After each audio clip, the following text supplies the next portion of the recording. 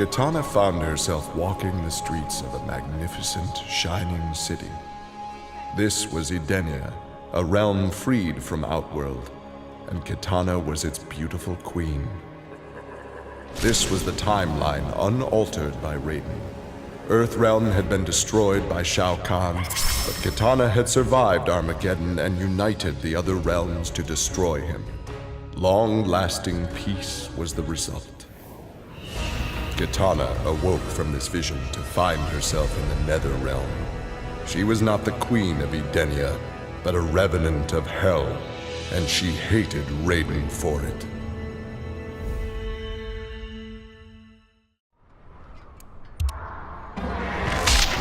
Kotal Khan returned to Outworld determined to rebuild his forces.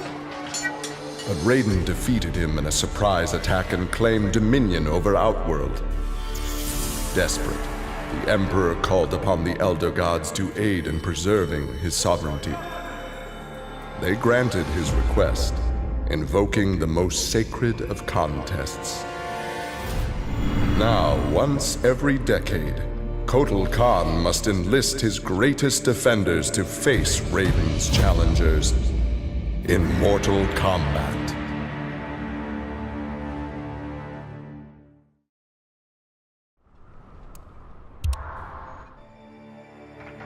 For his role in saving Earthrealm, Kung Jin's family created a statue in his likeness for inclusion in Raiden's revered collection. But Kung Jin's thoughts were with one no longer accepted by his family, Kung Lao. Kung Jin set out to locate his cousin and found him in the Nether Realm.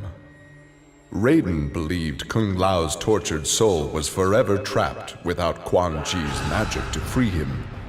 But Kung Jin knew the Shaolin were stronger than any sorcerer's spell. He vowed to help Kung Lao fight off the evil that had remade him.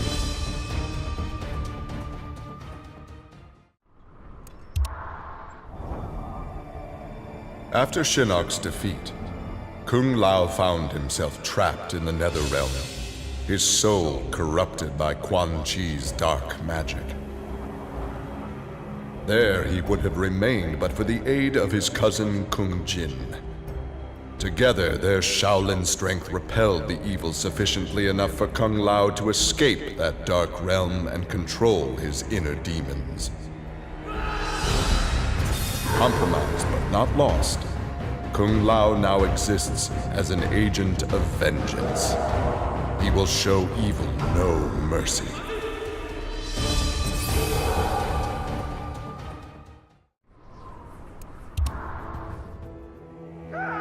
Leatherface had cut down the old man in the strange outfit. Maybe now that he was dead, the pretty yellow-haired gum-chewing girl would notice Leatherface. Putting on his fanciest mask, Leatherface found the army camp where the pretty girl could be found most days. He had to cut through a few guards and more than a few of her friends to get to her, but it was worth it. He pulled out the old man's face, which he'd saved for the girl as a present.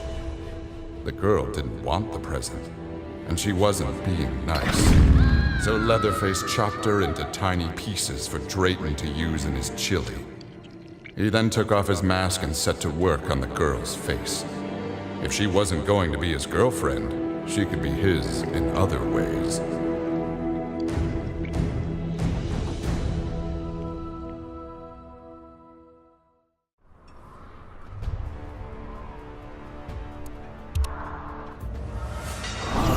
With Shinnok defeated, Liu Kang explored the Nether Realm, a world that, without Shinnok's controlling power, had descended into chaos.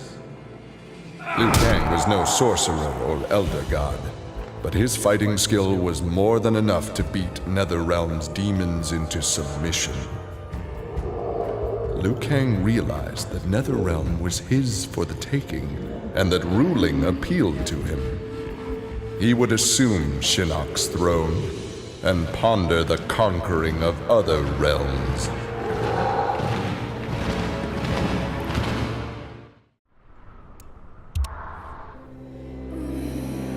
Overcome with exertion, Melina collapsed and felt her soul gliding through the ether. She awoke in an incubation chamber. Nearby were countless others, each containing an exact copy of her. Melina found she could read each being's mind and they hers. They quickly realized the benefit of so many fierce warriors sharing one mind. As they plotted revenge on their enemies, the architect of the Melina's awakening laughed quietly.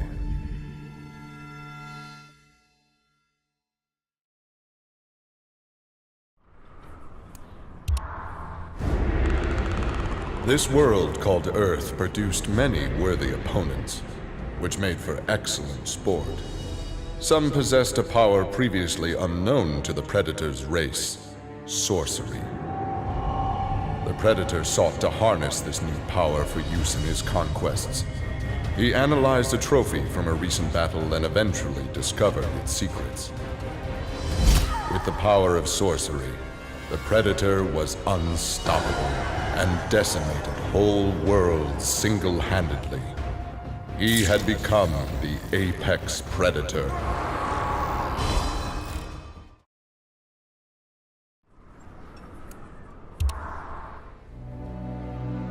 Quan Chi had long been a servant of Shinnok. His role in freeing him from imprisonment had not gone unnoticed by the Elder Gods.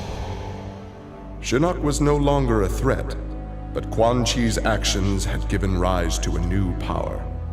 After much deliberation, the Elder Gods contrived a plan to rebalance this power before it grew further. Free will was burned from Quan Chi's soul and replaced with a single directive. He must kill Raiden.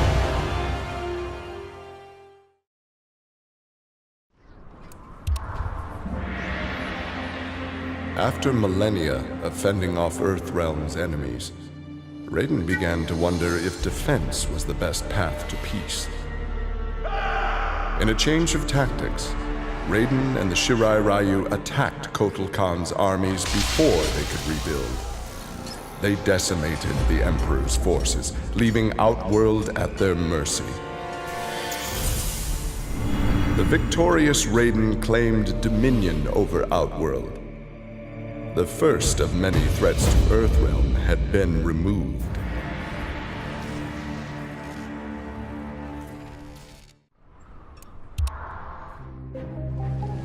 After Shinnok's defeat, Reptile was ordered to Earthrealm by Kotal Khan to assess the damage. Such intel could prove useful in future conflicts. Stumbling upon a collapsed cavern, exposed during the crisis, Reptile was shocked to see raptors emerging from within. Unlike the rest of his race, these raptors had never left Earthrealm for the doomed realm of Zaterra, and thus had remained safe and hidden. Alone no more, Reptile vowed to remain with his rediscovered people and reclaim their Earthrealm homeland.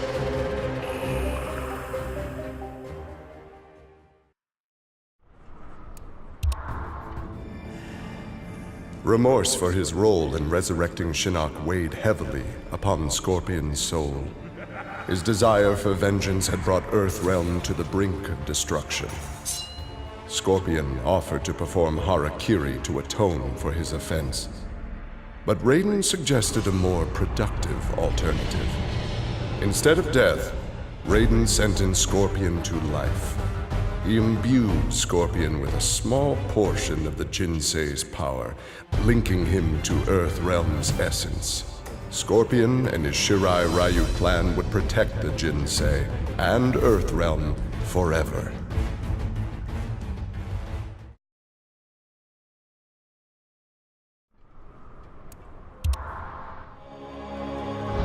Earthrealm belonged to Shinnok. It became the staging area from which he would finish his war on the Elder Gods, which began eons ago. The Elder Gods had lied to the denizens of the realms. They were not individual beings, but merely parts of a greater collective known as the One Being. Shinnok would merge the realms and awaken him. Whole once more, the One Being devoured the Elder Gods, Shinnok watched with satisfaction. This reality had finally come to an end.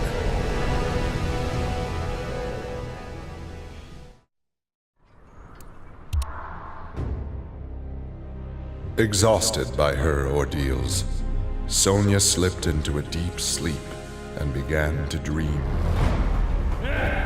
Kano held Jax and Cassie hostage. He made Sonya choose who would live and who would die. Seeing no way to free them both, she chose Cassie and screamed as Kano killed Jax before her eyes.